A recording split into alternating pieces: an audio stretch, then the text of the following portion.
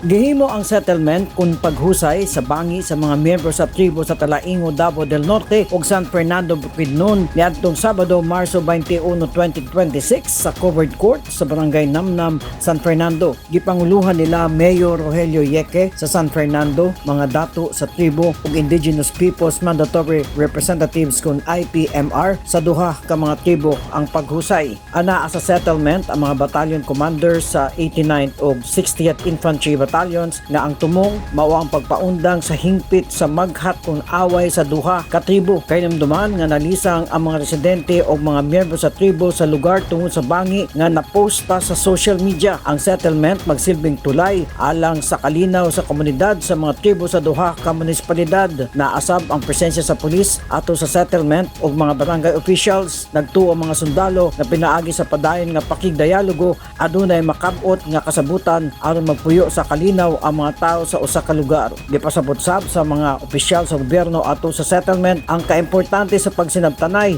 alang sa kaugmahon labi na sa mga bata nga walay bation nga kahadlok.